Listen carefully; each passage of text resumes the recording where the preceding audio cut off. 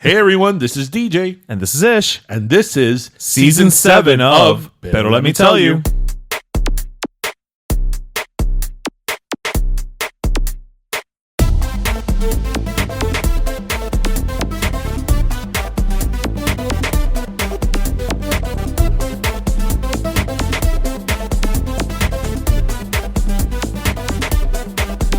Make it ASMR. No. Maybe somebody likes that. I don't know. I don't like ASMR stuff, so it's lost on me, the whole concept. All of it? Yeah, I just don't like to listen to people being like, "Hi, I'm gonna brush hair now. This is the bristles." You don't like ASMR? I don't no, I don't like ASMR. I was like, what? I was like, who's ASMR? I'm like, oh, ASMR. Well, welcome everybody to episode 315 Yes. of Pero Let Me. Did I get it right? You did get it right. Oh, you got it so right that it took me a minute to register that you got it right. I was right. Yeah. Welcome to 315 of Pero Let Me Tell You, everybody. ¿Cómo anda todo el mundo? Well, I mean, it's Friday. It's Friday. We haven't done the TGIF song in a while. No, it's Friday night. And the mood is right. Gonna have some fun. We're going to have some fun. Show you how it's done. TGIF. The other day I saw a meme that it was like, only one TGIF show can go, and it was like Full House, Perfect Strangers, Family Matters, and Boy Meets World. And I'm like, none. Oh. Like, none. That's like sitcom Sophie's Choice. I'm like, none. Yeah, no, none. Sorry. You know what's going to go? The Poll. The poll, you know, I like that one. The Poll is going to go. Yes, yes. I think most people would let go of Perfect Strangers, but not us. No, clearly not us. I mean, we redid their opening. No, but even despite that, like, no. No. How do you get rid of the Dance of Joy? Yeah. I mean, Larry and Balky. I didn't know Balky was in, what's the movie? Oh, The First Wives Club. But then again, I had never really seen The First Wives Club. Pero Primos, watching The First Wife, we came from a Pim Pam Pollo thing, and his wife was watching The First Wives Club. Every time somebody popped up on screen, it was wonderful just to see your face, because you're like, oh, he's in this movie? Oh, she's in this movie? Yeah. Oh, and it's true. I didn't stop to realize how many people are, quote unquote, in that movie. That you just know. A lot of people are in the movie. I think we were in it. But I had never seen that movie. It's always on. That's why I'm like, how did you escape it? I know Elizabeth Berkley was on the movie, but whatever. Was there a soundtrack to that movie? Probably. Because I feel like that was that era of like every movie had a soundtrack. Know the soundtrack? Yeah. Yeah. What's that soundtrack that I hated the soundtrack and you loved it? That it was anything. That it was no, it was in the 90s. It was like a disco 54. Yes. That song that if you could read my mind. Yes, with those three women. Que canción más pesada. I love that song. Have you ever heard the original version? I don't need to. It's a ballad. It's a ballad, and it's like 35 minutes long. Yeah. Even Meatloaf is like, guy, cut it short. Anyway, so what is everybody up to? Well, it's the weekend. Actually, I want to really quickly just kind of say, a shout out to any of our listeners out in New Orleans, because they just had the Hurricane Francine. Actually, so my new gig that I'm working at, the office is based out of New Orleans, so I have seen some interesting pictures, a lot of flooding. Yeah. Luckily, it was a fast-moving storm, so it didn't have, which I was thinking back, I'm like, yeah, aside from the whole levees breaking with Katrina, the problem with Katrina was that it just sat there and just kept pouring rain and pouring rain and pouring rain. It was a Cat 2 when it made landfall. I do have one of my coworkers sent a video to the agency Slack of him and his daughter afterwards in a kayak, just kayaking down the street. Down the street. You know that we're very lucky because that really has never happened here.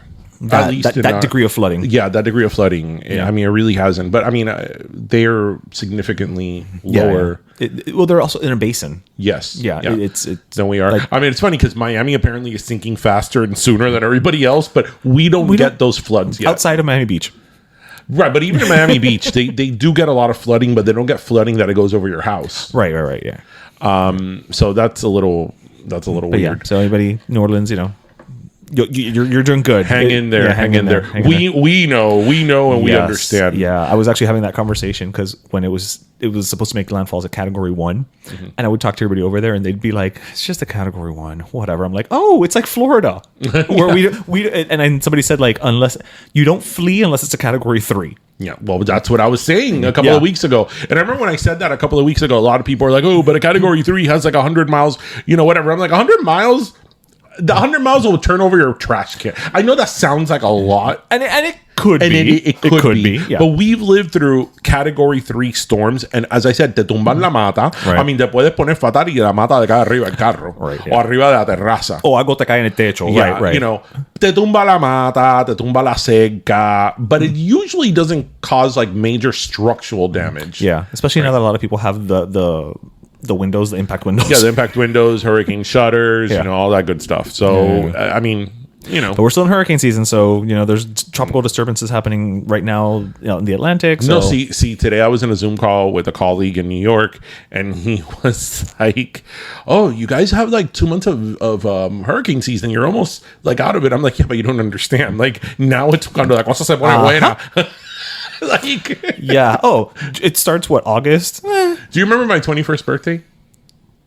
Yes, where we got really drunk. No. Yes, we did, but that was the day we got drunk on my 21st birthday. Was not my real birthday. Oh, okay. No, my birthday was like 4 or 5 days earlier, but I had to cancel it because of Hurricane Irene. Oh, I don't remember that. Don't you remember in the video that they took of me when I was drunk? I'm like, we had to cancel my party because it was Hurricane Irene. And that's why my cake that year for Christmas was from, I think, Era. Okay. And it said Happy Boss's Day. Because I wanted an Era cake. And Boss's Day, I think it's like October 16th or 17th. And I wanted an Era cake. But, there was a hurricane on my birthday. Kind of closed, yeah. So, I got make do. I got like 3-day-old cake. Well, it was still delicious, I'm sure. So now that you said we were talking about the weekend, it's funny because last week the weekend had, we all know I love the weekend. The singer, not only the time of the week. Both. We were doing Ping Pong Pollo, and I was watching the live telecast from Brazil. And it's funny because then all the videos that are coming out for his new album were shot on the iPhone 16. Oh, really? Yeah, and a bunch of people have been like, "Oh, it's shot on the," have sent me stuff like, "Oh, it's shot on the iPhone 16 now. Now your boy's on whatever. Like you gotta switch to an iPhone." I'm like, no, not even the weekend can make me switch to iPhone. Listen, it's not like he's Taylor Swift. Well, definitely not her. Definitely not. Are we going to talk about that? I mean, we should. Should we dive into the Taylor Swiftness of it all? Let's swiftly dive into Taylor Swift, shall we? That was pretty good. See, I did a little bit of my middle school laugh. You kind of did. What was it? It was kind of like monsterish. It was a little Vincent Price. Yes, exactly. And Thriller. Exactly. Okay, so unless you were living, I think we wanted to talk about the whole debate thing and Taylor Swift further down the line, but here we are. So unless you were living under a rock, we all know at this point that Taylor Swift endorsed Kamala Harris for the presidency. And, the thing about her endorsement is that for many, many years, Taylor Swift sort of wanted to keep out of politics. Right. She sort of struggled with political endorsements and speaking out for one person and not the other. And, I've always respected that and understand that, because just because you are a public figure doesn't mean that you have to use your platform for politics. Right. You're just not comfortable with that. Because many people are like, well, but you have a platform and you should speak for what's right. Right. But then there's other people who think opposite of you that also have that argument. So it's sort of like a circular argument. I think that you endorse someone if you want to endorse someone, and if you don't, you don't. Right. Which is very different than speaking out about an issue per se. Right. But she did endorse Kamala Harris, and I just thought, and I want to have this conversation without being biased in terms of, attacking one side and glorifying another. Mm-hmm. I did think that the way that she did it, and that she posted this on Instagram and she signed it, Taylor Swift, Childless cat lady. Childless cat lady, and then she posted it with a picture of a cat. You have to admit that's pretty gangsta. Oh no. Like, it was, whether she came up with it or her team came up with it, like, mic drop. Yeah. Mic drop, because she just said so much with just that one.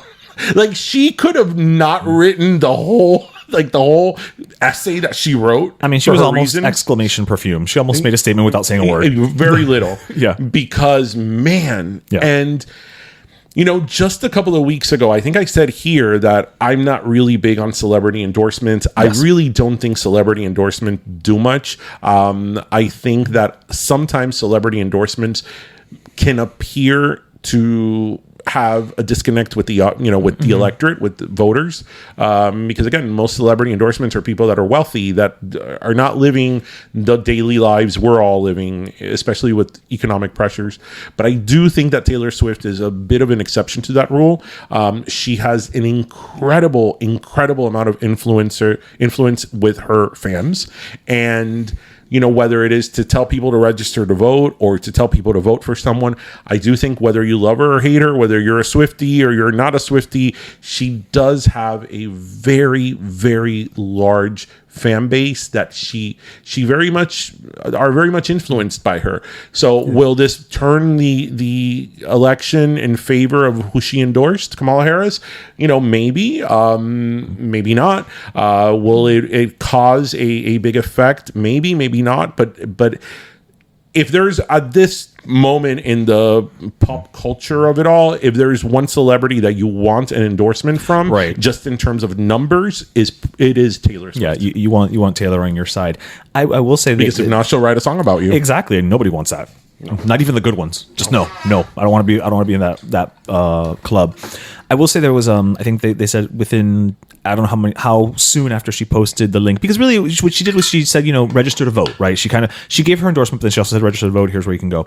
And I think it was like over 300,000 people within like the first 24 hours or something like that had visited the site. Obviously we don't know if they registered or not.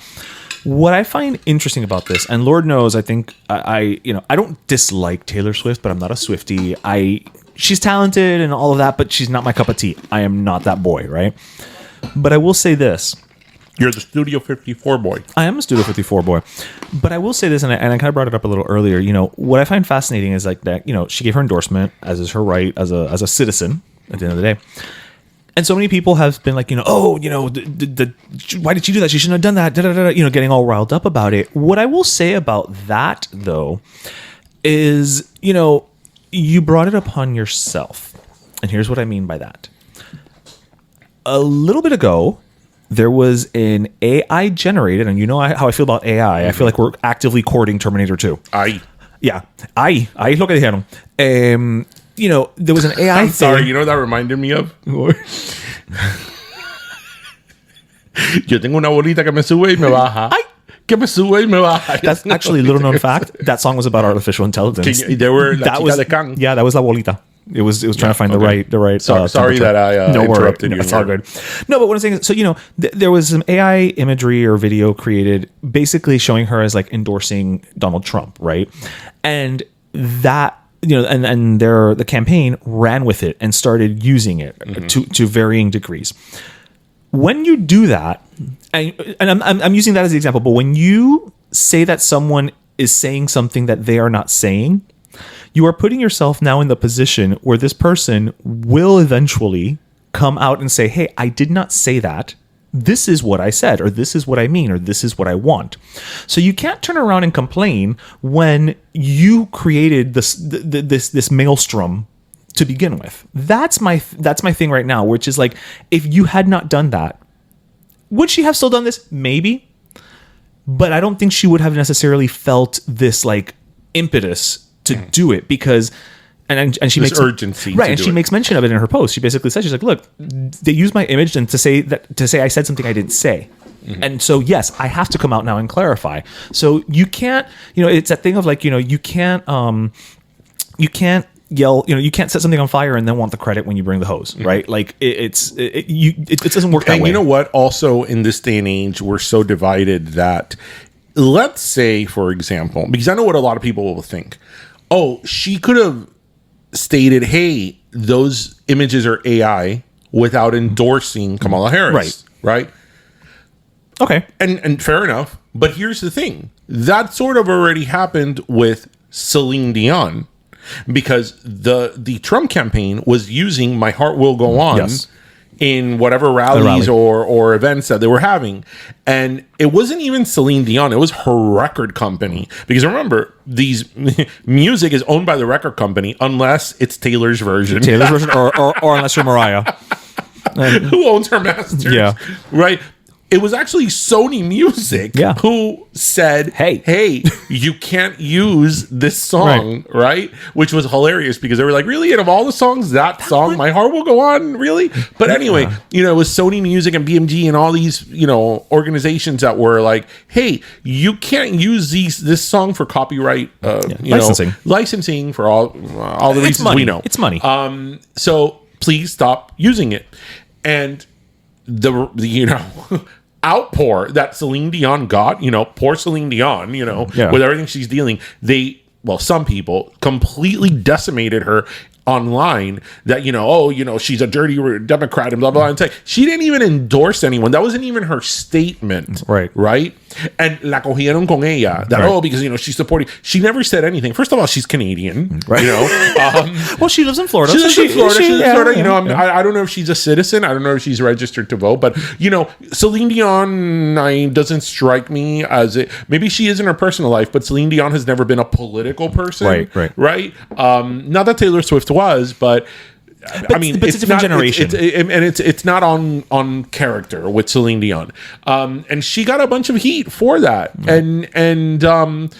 so even if Taylor Swift is 1,000 times higher profile right now than Celine Dion and has a fan base, even if she would have gone and said, hey, can you please stop using my images? The media and social media and all these, commentators would have been the next day, oh, that's because she's endorsing Kamala Harris. Right. She's a liberal and she's a groomer and, they're going to groom your kids. And so she wouldn't have won either way. Right. No, you're absolutely right.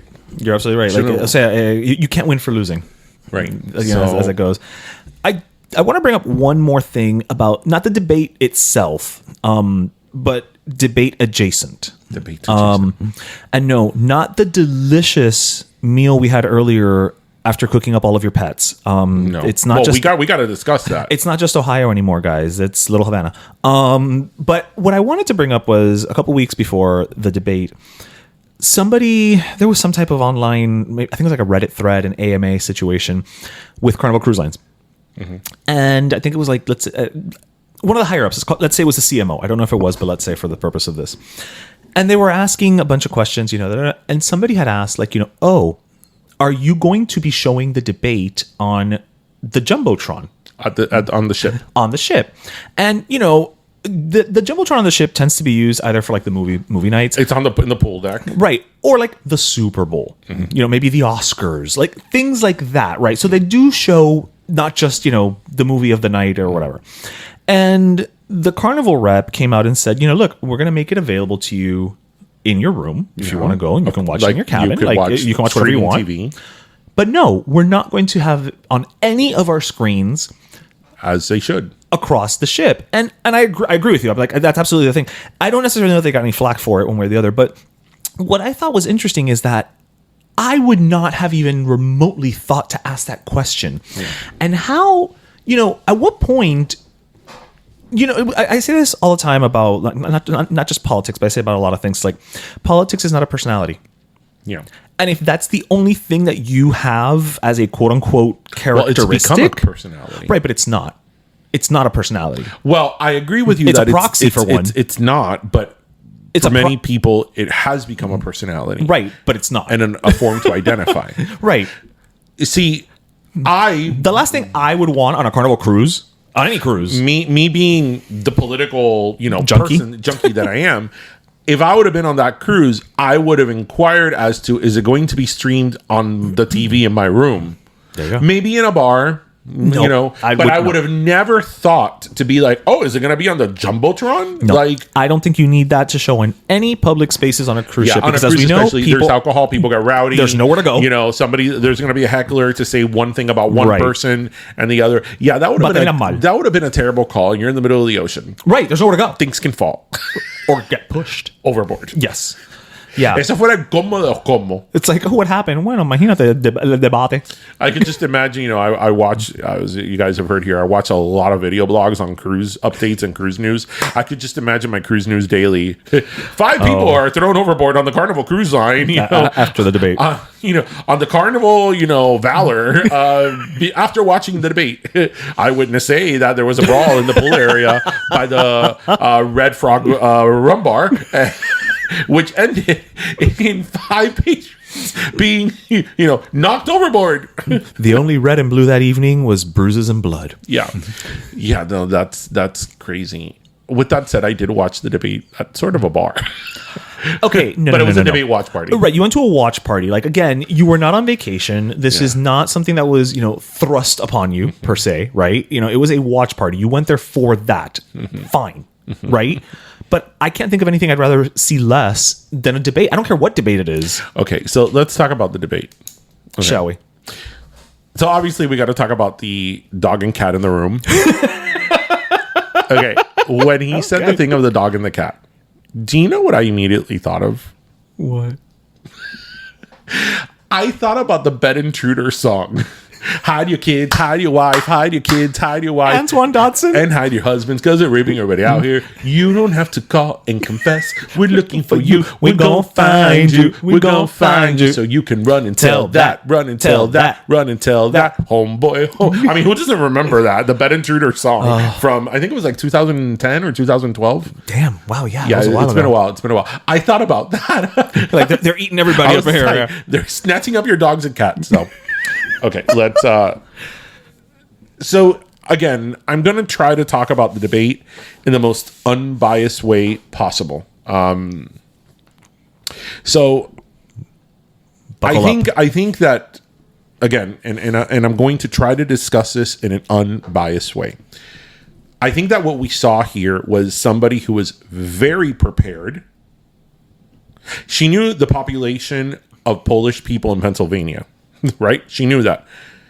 Who versus somebody who wasn't prepared and somebody who is known to wing it. Yes. Now, sometimes it works. I believe there is a certain art form to winging it, and there's certain things in my life that I've winged that I'm like, I know I can wing this. I'm still not over that Beowulf essay.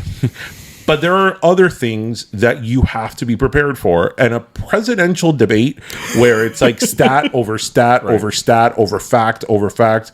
Although nowadays we disagree on facts. But that is something that you need to be really, really well versed on. And I think also it was wrong of him to assume that she would be the same as other people he's debated in the past, because he's very, very good at getting under people's skin and ruffling people's feathers. He's very good at that. Whether you love him or hate him, he's very good at that. It's a skill. But that doesn't mean that everybody falls prey to that. Some people are just, they're not bothered. And I think he incorrectly assumed that he was going to get under her skin. And I think that he wasn't able to. She also is in a position that because he's debated so many times, she also knows that that's his style. So that's an advantage that she had that maybe people some years ago, that Hillary Clinton in 2016 and then, you know, other people in 2020 and Biden in 2020 maybe didn't have that vantage point. But so she had that working in her favor. But I think that this was obviously a situation where somebody was very well prepared and somebody was not. And as far as the whole comment with the dogs and the cats being eaten in Springfield, Ohio, I think it's wonderful that it's Springfield, right? Because this opens up a whole multi-universe of The Simpsons. Right? Poor Santa's little helper. Right? It wasn't like Wichita. It wasn't like... Or some random, It was Springfield. The most famous of the Springfields. And you know, it's already been, I mean, people knew this before. That whole thing of cats and dogs comes from an issue that I think it wasn't even in Ohio. I think it was it wasn't in Springfield. It was either in another state or in another city in Ohio, but it was not Springfield, Ohio. That there was somebody who was an American citizen who I think there was an allegation that person had eaten like the neighbor's cat or something. But it was something that wasn't corroborated. There's no evidence. There was no evidence. There's no It evidence, wasn't corroborated. Yeah. It wasn't. It was an American citizen because obviously the narrative here was that it was Haitian immigrants, Right. Undocumented immigrants. It was that whole nonsense. But somehow this made it onto a presidential debate. Now, let's be honest here. Shall we? If Trump would have said chickens are disappearing in Hialeah, he wouldn't have been wrong. Because we know what happens to chickens in Hialeah. Oh, we don't ask. We don't ask. We don't talk about that. chickens. We don't talk about chickens disappearing in Hialeah. So we know where many of those go to. Right. And so if Trump would have said chickens are disappearing in Hialeah, Florida, I would have been like, yeah. He's right about that. Yeah. Cannot argue at all. Not even a little bit. Cuando tú necesitas un trabajito, whatever chicken. El pollo resuelve. That's all I'm going to say. Yeah, Santeria is a powerful thing. No lo creo, pero respeto, right? Like, yeah. A good Cuban always says, no creo en Santeria, pero la respeto. So, Just in case. But yeah, this made it to... But you know what? It's not every day that you see a meme being born live. It was a live birth. Yeah. It was a live birth. Did you think it was wonderful that every network was airing this and it was ABC? I was thinking the same thing. I always watch NBC, right? Right. And I turn on NBC and I'm like, it's ABC because it had the ABC logo. Yeah, it's branded. Oh yeah. Listen, la cosa no tanto not brand. Yeah. So, I mean, it was just a mess. It was a mess. I'm not the type of person that gets embarrassed when other people are like under the gun or like that. I don't get embarrassed for them. I'm like, good, like you should have prepared or whatever. Right. There was a moment that I sort of felt it takes a lot of me to say I sort of felt bad for him because I didn't feel bad for him, but I sort of was like, man, dude, está pasando pena. Like, me da pena verte because like you thought you really and to his credit, his people, right? Because when you are a nominee of anything, even if you're running for like freaking councilman, right, you have a group of people advising you. So I'm sure I know that historically he's a hard person to advise, but I'm sure that people were also advising him to do this, right? So that was a big fail on everybody's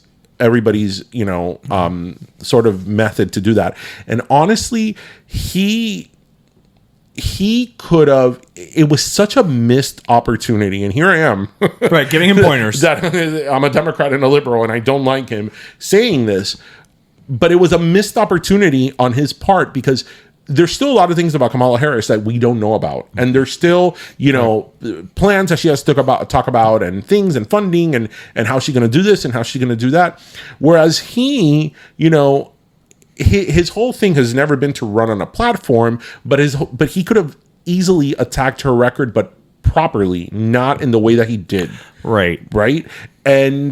And say, listen, you can't elect somebody that has all these questions. I know you may not like me and you may think I'm rough around the edges, but I already did this once and I could do it. Right. Like that thing. I think that would have been a lot more effective, and it was a missed opportunity on his part. But the problem is that I've always said this about him. He's his own worst enemy. Yep. He's his own worst enemy because when he started the debate, I was like, mira que tranquilito está. Sí. Did you see him for like 10 minutes? I'm like, mira que tranquilito está. But then the problem is that he unravels. And mismo se da cranque. Yeah, and the thing, especially, look, we live in such polarized times that there's very, very, very few people that are going to cross the line to vote for somebody else of the other party, right? Right. Very few people. So obviously you're vying to independence, right? And I think it was it was a missed opportunity by him and his campaign to properly sort of seal the deal. So we'll see what happens. I have to say, I have to pat myself in the back. Why? Because I just discussed the debate without, I think, being overly biased. Well, hello, you just offered to become Trump's campain advisor. I mean, that's what I took away. That took a lot out of me. That's what I took away from this. Is like, hey, call me. You were not only unbiased, you gave pointers. You gave Look at you and your growth. Do you know that I think about that all the time? What? Like, I think about, not that it would ever happen in a million years. Like, I think about, like, if, for example, I do have political experience in working. If, like, I were to be called by his campaign, like, I actually think about it. Specifically, the Donald Trump campaign. You know why? Because I really do believe, specifically with him, he, again, whether you love him or hate him, he is very bombastic. He makes decisions on a whim, and that's part of his charm to a lot of people. He's not a rational, reasonable, sit down, let me analyze this person. It's sort of first gut, your gut reaction, which sometimes works. Yeah. But not when you're running the United States of America, right? So therefore, I think you do need situations where you need the adult in the room. So that's why there's a lot of people that were in the Trump administration that were there till the very end, that a lot of other people now are like, oh, but you're a traitor because you worked for Trump. And a lot of people are like, yeah, we worked for Trump because we knew that he was incapable of making a lot of these decisions and of having proper advisement. So we were there to properly advise him. Right. In hopes that he could make the right decision. Right. And I often think about, if I were to be given that opportunity, what would I do? What would you do? I think in a case like him, and again, I think a lot of people know my opinions of him. I think I would think about it, because I do believe in the betterment of the country, and I do believe that there is responsibility that comes with the office, and that you need to have level-headed people in there, not just the president, a team of level-headed people. And if you have to take one, you have to take multiple for the team. Multiple for the team and for the betterment of the country. Like, I mean, it would probably drive me to drink, but finally something would.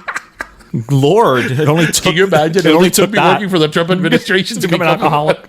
Drink. I mean, listen. If that doesn't make you an alcoholic, nothing will. Then you are good. You are made of sturdy stock. I could actually see you saying yes.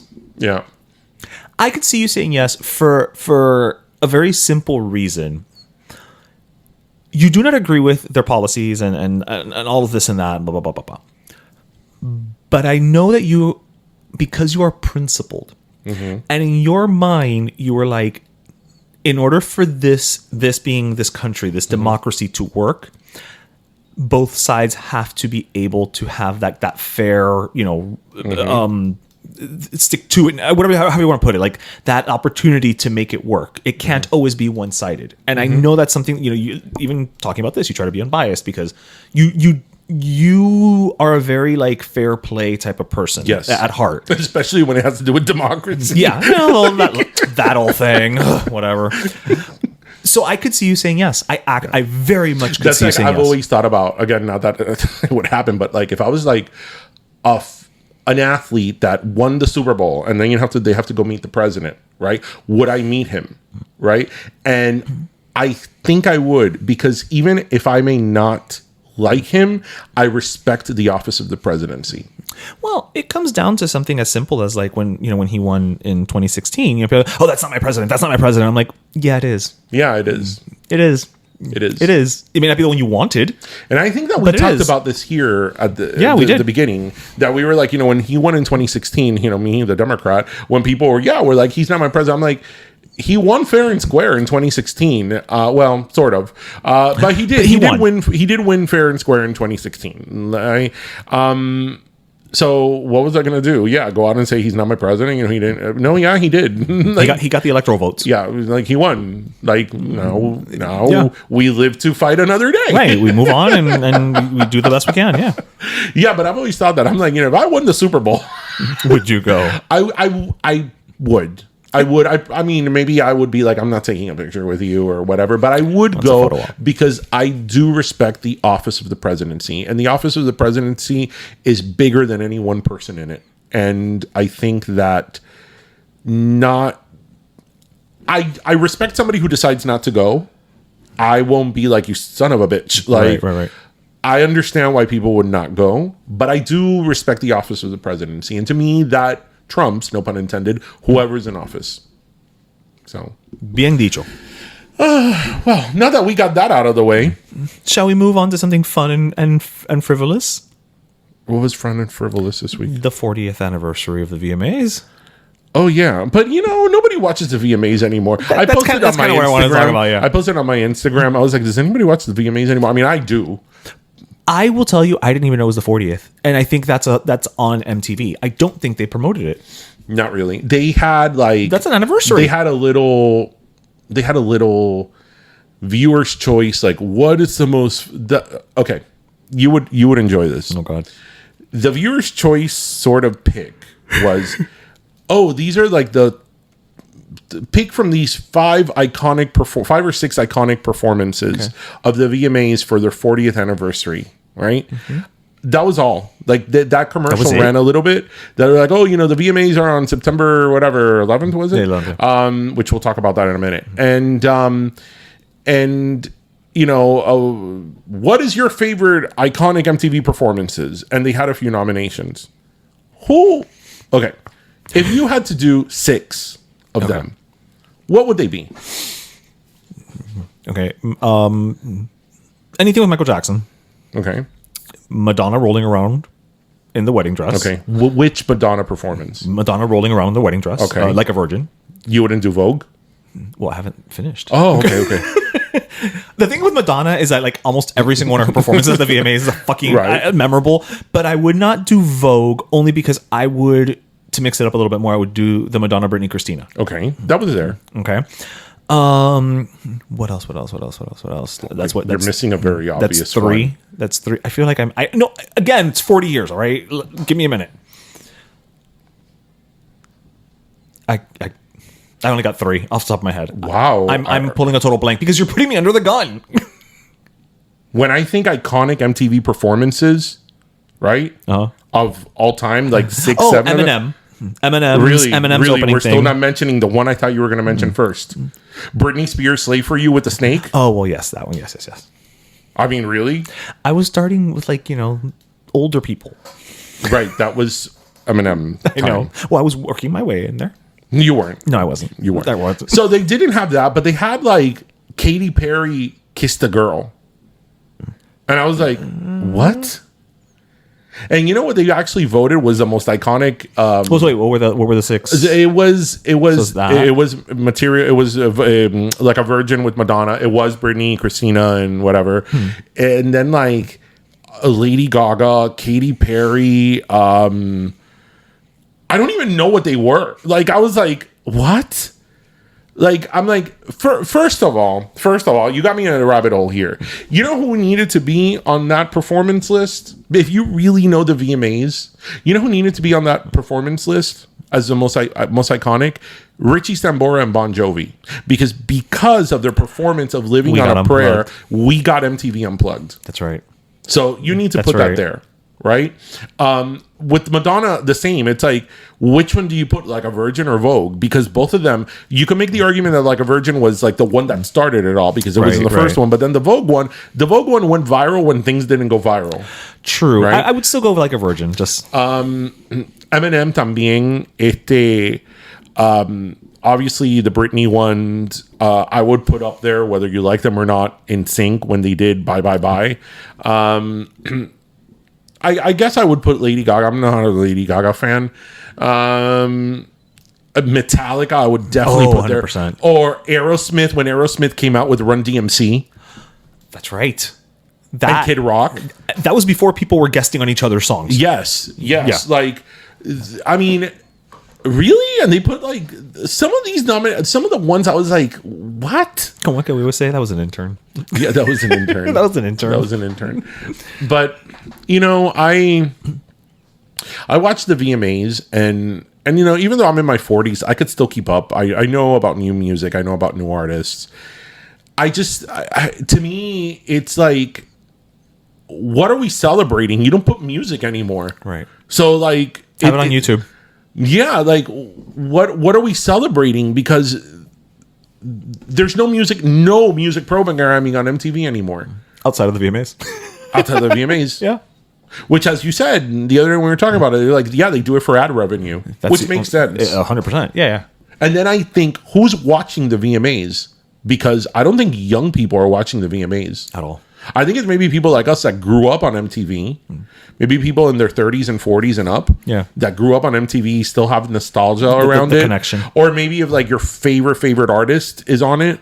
Right, but if they are, I then do you won't give watch them it. credit though that they do try to have a mixed lineup. Like, for example, this year they had Lenny Kravitz. Oh, cool. And you know, Lenny Kravitz looks exactly the same. I mean, look, he goes to Cher's Vampire. I mean, he did Are You Gonna Go My Way, which is one of the best songs ever. If I would have told you that was from 1993, I would have been like, okay. Oh, I'm sure. Because he looks exactly the same. Oh, yeah. You know, another thing is Eminem opened the show. And he came in with, like, again, 100 guys dressed like him. And I'm like, nobody's going to get this reference.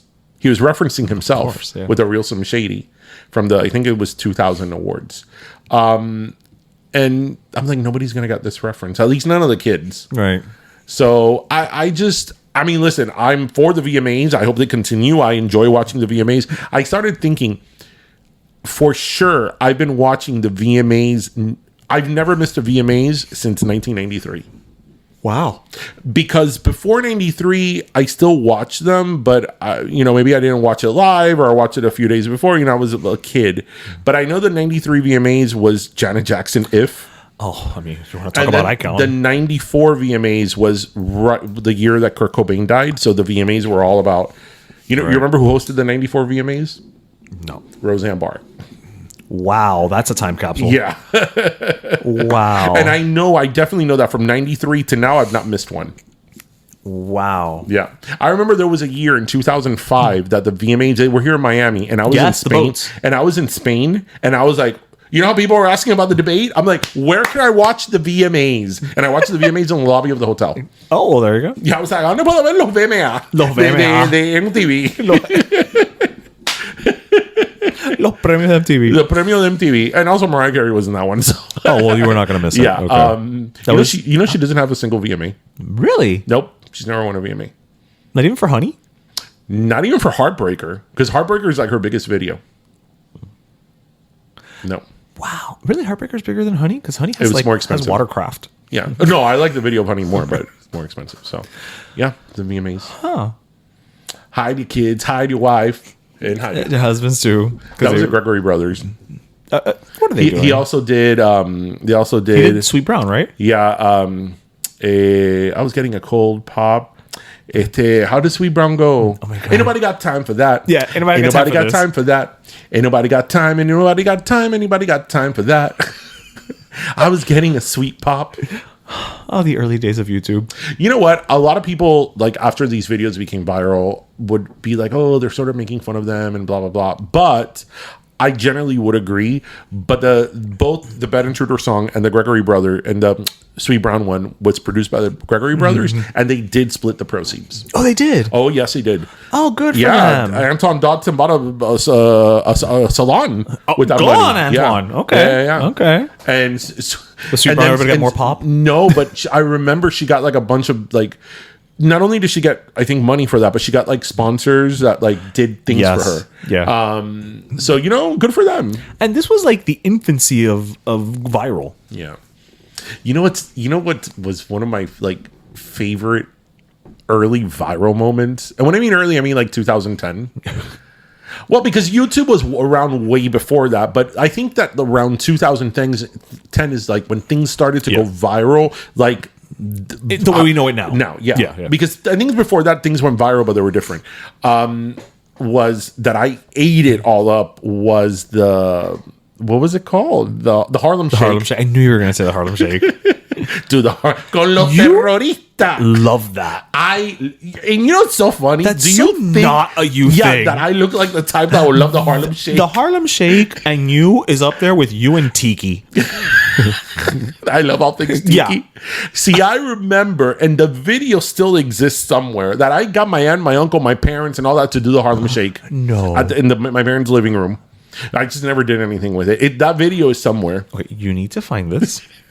That it was my aunt, Janet and BB, and my parents, You need to find this. and I think that my grandmother was even in the video. No, my grandmother was in the video porque estaba en el sillón de ella. Oh my god. Because I put the video. Tyrion. I put the video. I put the camera on top of the TV in my parents' house where you could see the whole living room, the whole family room, and I just had it sitting there, and then I was like, "Okay, todo el mundo levántese y baile," and they really got into it.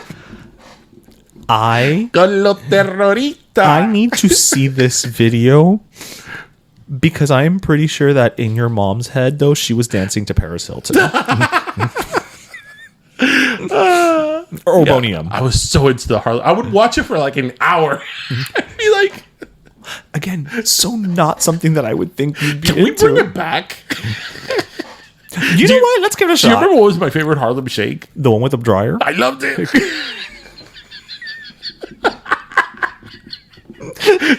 Come mierda. Con los terroristas. Do the Harlem Shake. I would love to know. I would love to find out, like, the person who started it and ask, like, where, how did this begin? Make the Harlem Shake great again. Yeah, that's too many letters. Make the Harlem Shake. Come You know on, what? people. Let's revive the Harlem Shake, I think- right? you know what, maybe- Maybe what? that'll be what we do instead of a sitcom opening next year. That's a good do one. The Harlem Shake. You know what, people? We live in very divided times now, very polarized. We need something that could bring us together like it was 2010. Let's bring back the Harlem Shake. Let's make this shit go viral again. The Harlem Shake, come on. That was so much fun. That would be great. That would be great if all of it. Hey, listen, it's been what, about 14 years now? Yeah. That's about long enough for things to come back in style. Yeah, to come back in style. Yeah, people are discovering things from the early 2000s. You think that my kid knows what the Harlem Shake is? No, he probably thinks it's some special edition shake at McDonald's.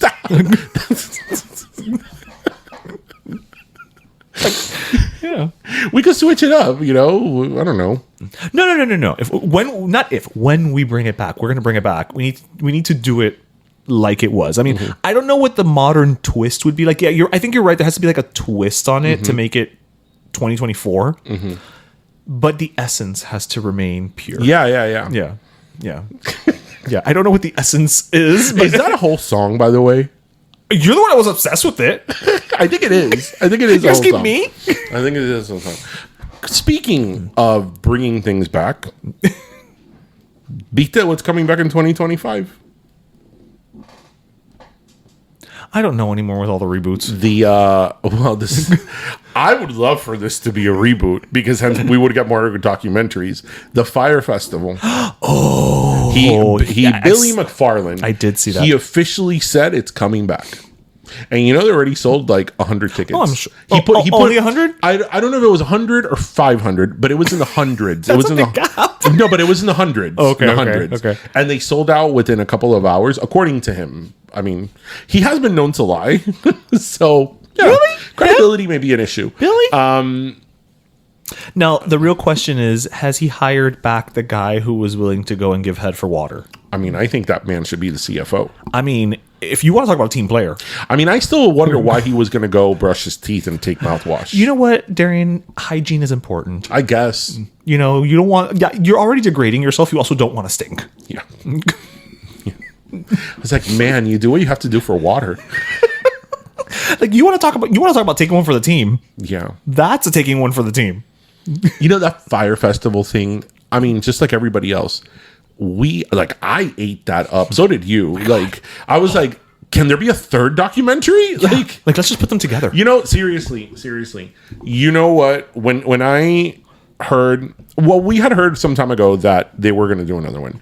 But this week he did come out with some statement and he did give an interview where he said he was going to do another Fyre Festival. And, we could sit here and say, oh, whoever goes to this new Fyre festival, you know what you're getting into, and I don't feel bad for you, and maybe it'll be successful and be better organized. But if it's not, but my problem with this is that there's a lot of people that this affected, a lot of people that did not get paid, and I just hope that whatever it is that he does, that he makes money, I hope that there's some type of restitution payment to the people that were, effed over.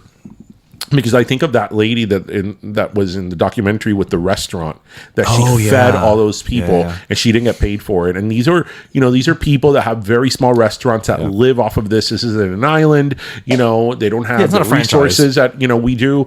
And that woman really helped everybody out and she didn't get paid for it. So I just hope, I know the guy's a slime ball, but I just hope there's some type of decency in him, that there's some type of restitution payment to these people, because that's who I really felt bad for. Yeah. When I saw these multiple documentaries on the Fyre Festival, that's who I really felt bad for these people. Yeah, the people on the ground. Yeah, 100%.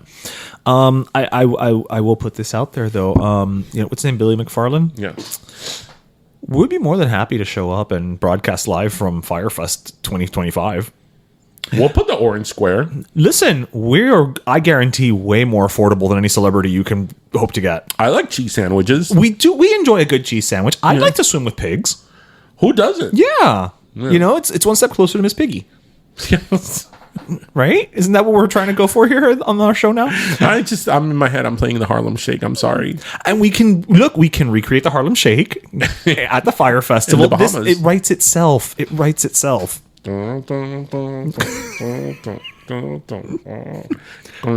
could do it on the plane. Can you? Well, it's a private plane, so we could. Okay. Actually, now that you said plane, let's transition to 9/11. We did whatever the hell we wanted on that charter. What charter? The one we went to Mexico? Yeah.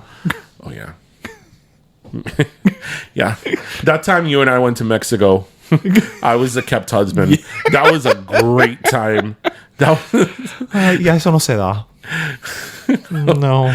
I was like, so a few years ago, he went to an upfront. It was an upfront, right? Yeah. That his agency flew him for an upfront, and I was his +1. I had never been to one of these events before.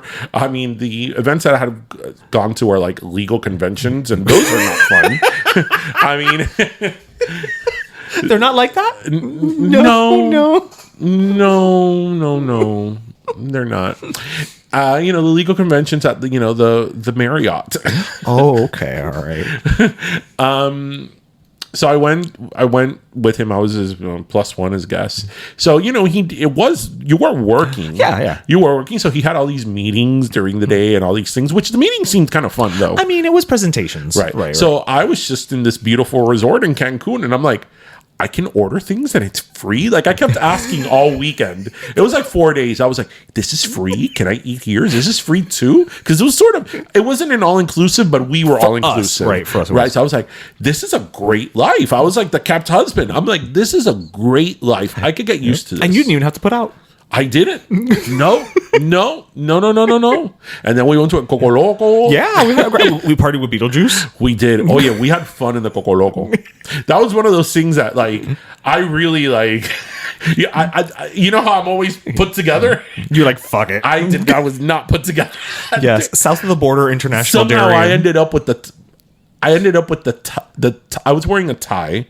Yeah. I ended up with the tie on my head with my shirt unbuttoned and drinking beer. Yeah, you were me. I look at those pictures and I'm like, who is that? This is what happens when I'm in Mexico. This is what happens. This is why you and I have never come back to Mexico. And a Coco Loco. Apparently a Coco Loco is a big thing in Cancun. Well, it's huge. Is it still there? Do you remember who we saw? We saw Beyonce. Oh. Okay, because the Coco Loco is one of these huge, enormous. I think it still is there. Enormous clubs in Mexico, in Cancun. Because I feel like clubs in Mexico are the size of a football stadium, it's right? Crazy. And they put on a hell of a show. And like a stage. In this place, they do performances, but they had people coming from the ceiling. Yeah, but they do they'll do like an imitator, like Right, somebody right. who imitator, an impersonator, but with like production value. It's not like somebody puts on a wig and they're like, I'm Beyonce. No, like the Beyonce number was like Beyonce, like with the costumes were the same, the set was the same. So we saw Beyonce. Do you know which one else we saw that I went nuts for? Was Austin Powers. Don't you remember? I do not. That's another thing. I love that Austin Powers theme. Who are you? Don't you remember? I mean, now I do, but When the Austin Powers came one, like I remember I lost my shit. I was like, Austin Powers. So yeah, that's what happens when I'm in Mexico, people. yes. I don't no. And it's telling that you and I have never gone back to Mexico. Yeah. I look at those pictures and I'm like, okay, well, we're closing this folder of pictures. Oh, because we had a great time. We did have a great time. I remember I lost my voice. You did? Yeah. That I remember. And you know what was funny? So prior to going on that trip, listeners, I had always said I wanted to go zip lining.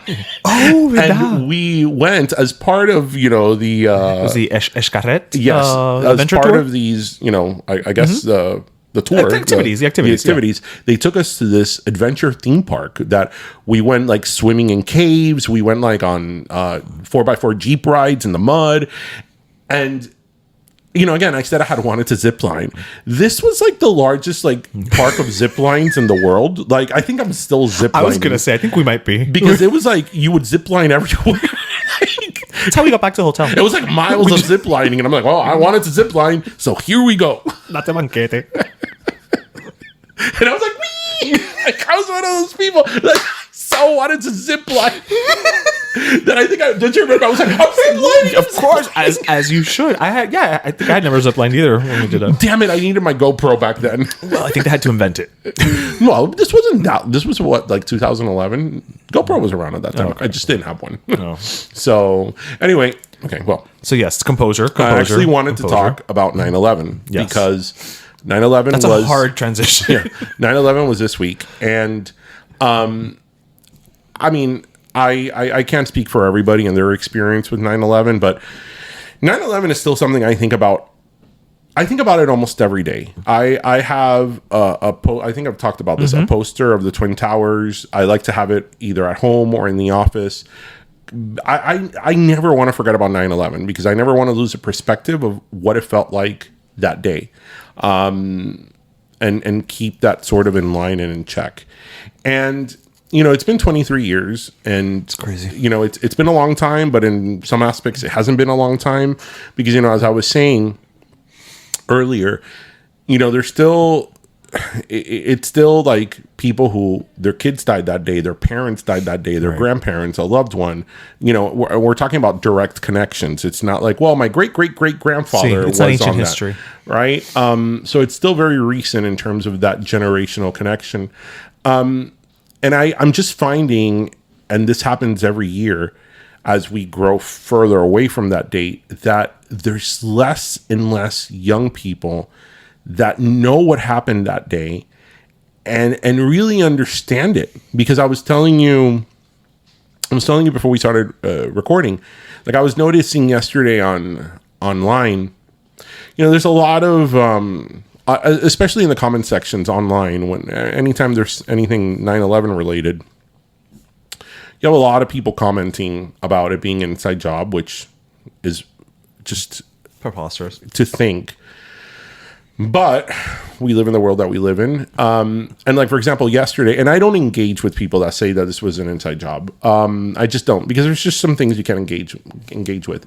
But for example, there was somebody yesterday saying, a comment that I believe based on his comments that he was inclined to think it was an inside job. That he's like, because they obviously on the anniversary, they post a lot of those phone calls from people that were saying goodbye to their families that were on the plane, especially Flight 93. That was the one they crashed into the field.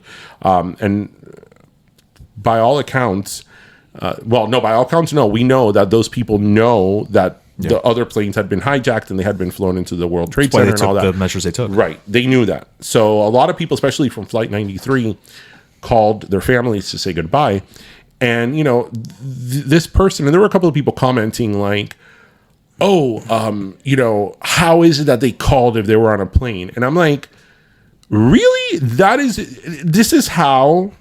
an example of how conspiracy theories are bullshit, right? Because you have now thousands of people, thousands or how many people making these narratives of like, oh, you know, those were probably crisis actors calling their families to say goodbye, because how could they call from a plane?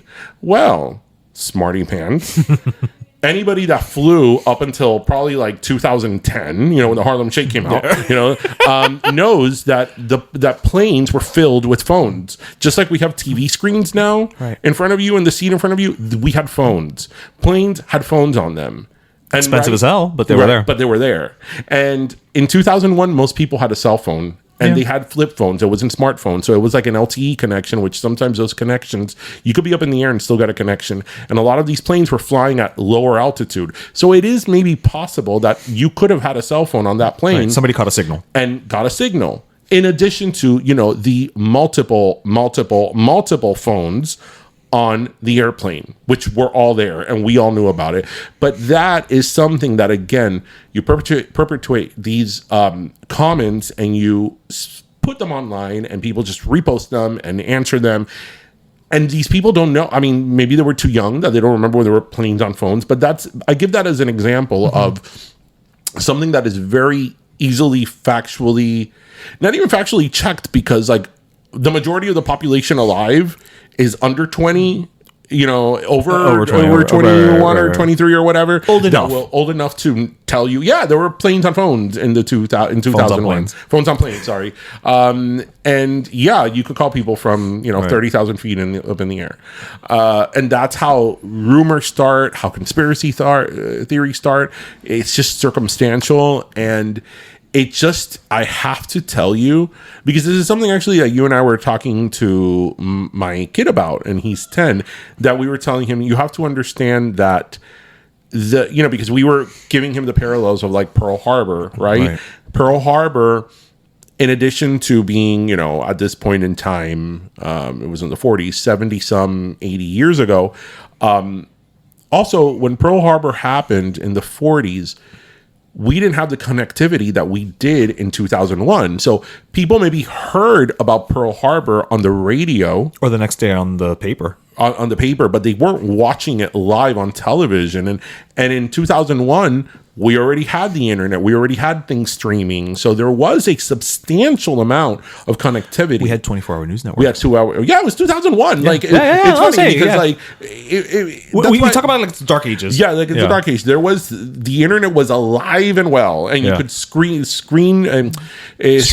things on the internet, and actually, I saw it on the internet. Oh, really? Yeah, I saw it live on the internet, on CNN or whatever. Because I remember I was in the office, we were all streaming it on, like, we were all around one person's desk watching it. So, you know, to 9/11, I feel that it was more of a terrible shared experience because we all saw it happen. So even if we weren't in New York, we lived through that because we saw it, you know. We were all in New York, and especially since it was a saga that lasted hours, right? From the first plane, you know, hitting to then the second plane hitting to then, you know, people trying to escape to then, you know, the United 93. I remember, like, I mean, just like I'm sure millions of people felt this.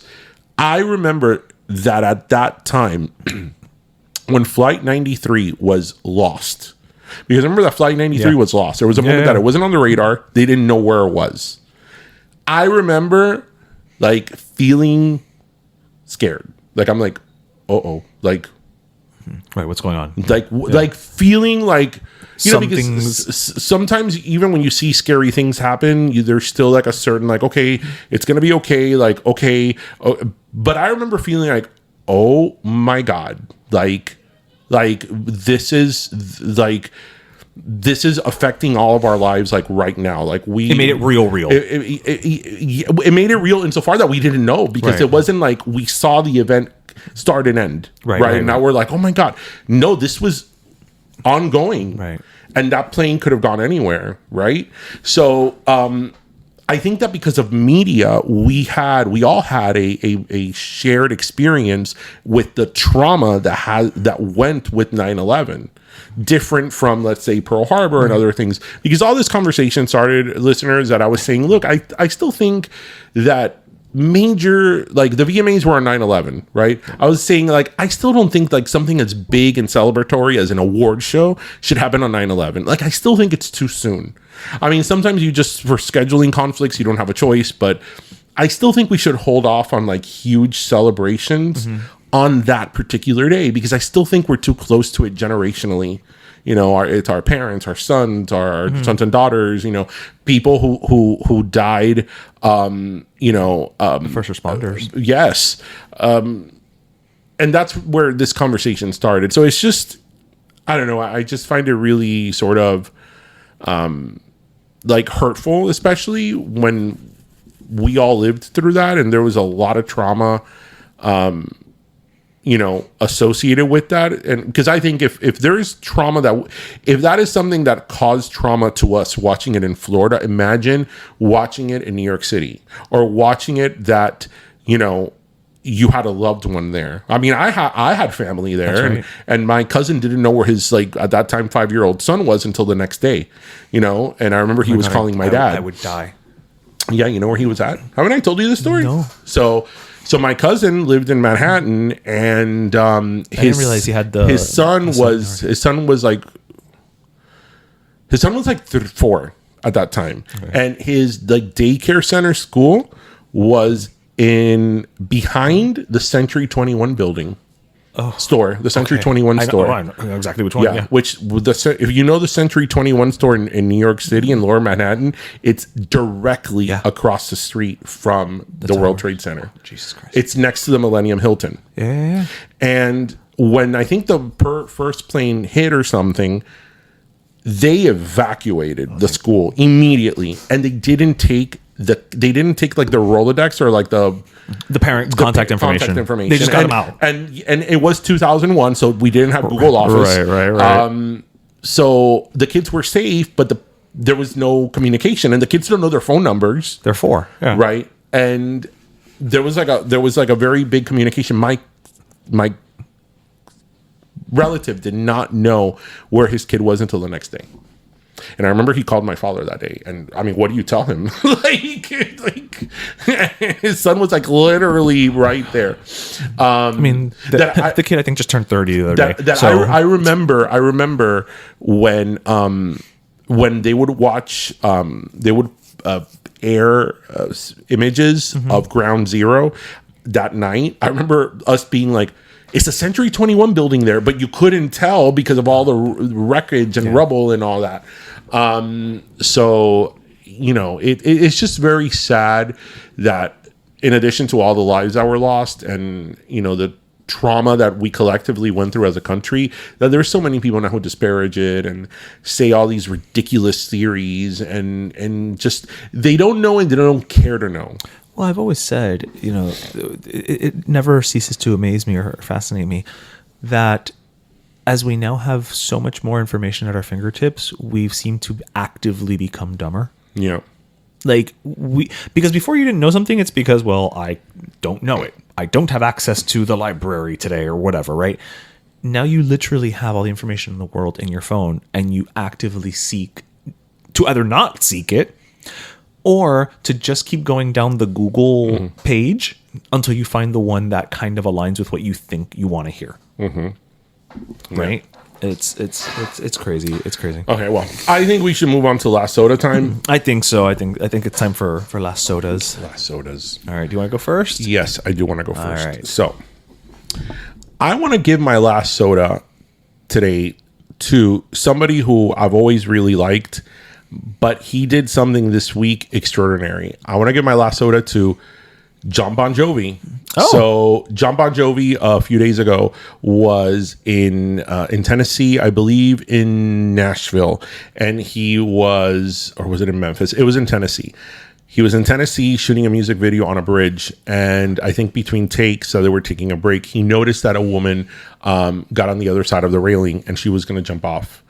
And John Bon Jovi very calmly went to her and started speaking to her, along with a couple of other people that were there. And he was able to help the woman come on the other side of the railing, essentially saving her life.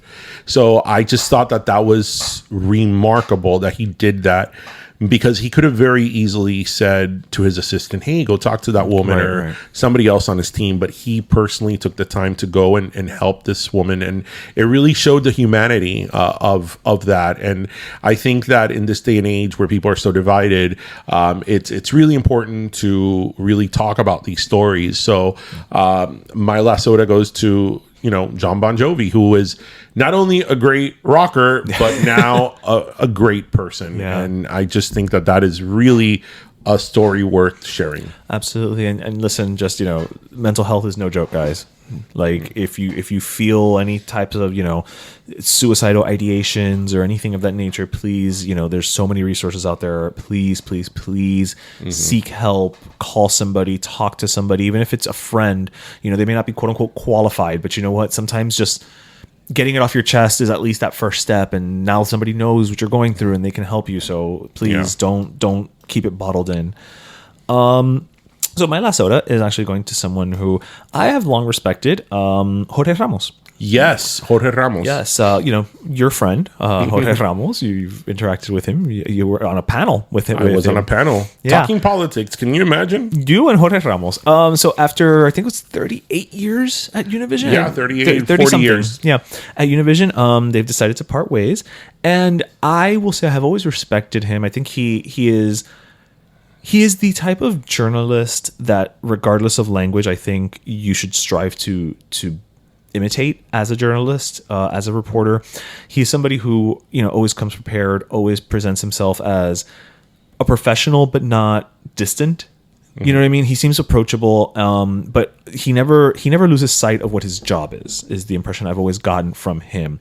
And I will say this, and maybe I'm overgeneralizing it, but I will say, because he's at Univision, and as we've said here many times, Spanish language TV so often tends to be almost a caricature unto itself, right? Where, like we've said all the time, it's like, why is everybody dancing at the 6 o'clock news? Yeah. Why? Right. Why was there like a hard news show that always ended with Walter Mercado's horoscope? Love Walter, no offense to him, but like, you don't have the Today Show ending with, Mickey Dane doing horoscope. Also, she's dead. But, and so he, I think, really, really elevated what it is to be a Spanish language reporter. Legitimacy. Thank you. That's what I was looking for. He gave it legitimacy, and I think it also crossed barriers because, he's proven himself in English as well, and not just in Spanish. So, you know what, Jorge? I don't know what the future holds for you, but, even if you decide that this is, you're on to your next journey, dude, 40 years is no small feat, and you've done a hell of a job and made us proud. So. La Soda Jorge Ramos. Yep. Yeah, it's when I found out he was retiring, I was like, wow, it's the end of an era. Yeah. Because since I could remember, I was a little kid, and he's always been on TV. Yeah, I was trying to think. I'm like, who's even left? Like, do you know what I remember? I distinctly remember that we were watching Univision when he came on TV, or he was on the desk, and he had declared that the Gulf War had started. Oh wow! I remember what he was wearing. He was wearing like a checkered early '90s jacket. Very, very like plaid. Yeah. Operation do you remember what it was called? The Gulf War was Operation Desert Storm. It was Desert Storm, and then it was a Gulf War. Wasn't there another name for it? Maybe. So now that we spoke about Bon Jovi, what's your favorite Bon Jovi song? My favorite. And I love Bon Jovi. Well, I've seen him live. Did I go with you? We went together. Yeah. Yes, it was the Crush tour. Yes. No. It was a Crush tour. It was when It's My Life came out. It's My Life. That's right. I don't. What's my favorite Bon Jovi? I have two. I love them all, but I have two. I'm going to go with. I think. Okay, I'm going to say this. I don't know if it's my favorite, but it's the one I appreciate the most, and I appreciate it because, although at the time it was a big hit, I think that as time has gone on, it's become kind of forgotten, which is Always. Really? Not one of my favorite songs of his. I think Always. I love that song. I love the video. Okay. Which again, because videos meant something back then, I think a big part of it is the But video. you know for that to me always is like new Bon Jovi. Well, that was yeah. his greatest hits. That was the No, song I from his know. greatest hits. And for some reason, that album would always disappear from me. I love You Give Love a Bad Name. That's like That is a good song. oh man, and I love all his songs. Like That greatest all of hits them. is all killer, no filler. Crossroads is one of those greatest hits. Exactly. I think it has like 14 songs. Like every single song you know, and it's great. Yeah. But I love I'll be there for you.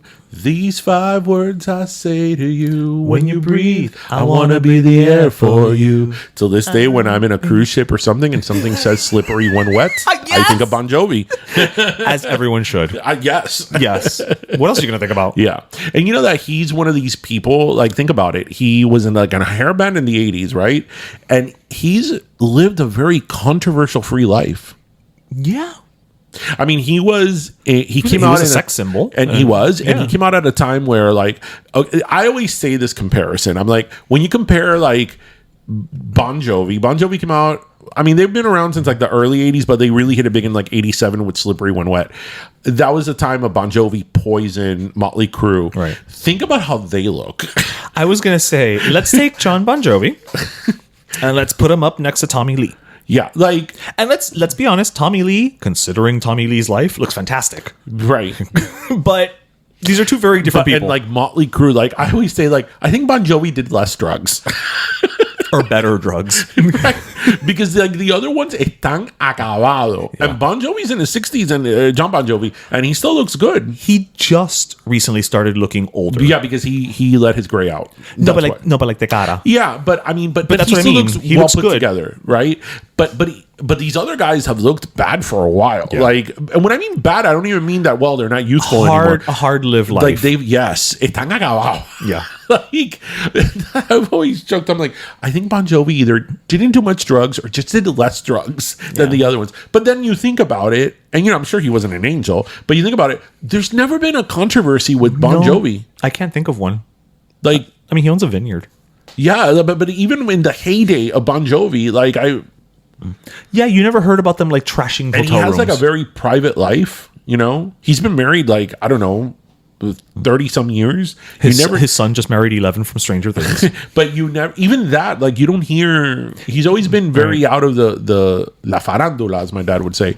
Like celebrity gossip news. Yeah, you don't really hear about him. No. Yeah, And again, no small feat. yeah. Bon Jovi was definitely on my bucket list of people to see, and I saw. That's right. Yeah, it's my. That's a great song. That is a great song. And Tommy and Gina came back. It's now or never. Anyway, bueno. With that said, everybody, we hope you listened, laughed, and learned. And remember to grab your croqueta, your pastelito, and your cafecito. And thank you so much for joining us, everybody. Have a great weekend. Cuídense, mi gente. Bye-bye. Pero Let Me Tell You is co-hosted by Darian Borges and Ismaeliano, produced by Ismaeliano, and our theme, Pero Let Me Tell You Freestyle, is composed by Michael Angelo Lomlaplex, the official gay guy. And don't forget to subscribe and leave us a review on iTunes.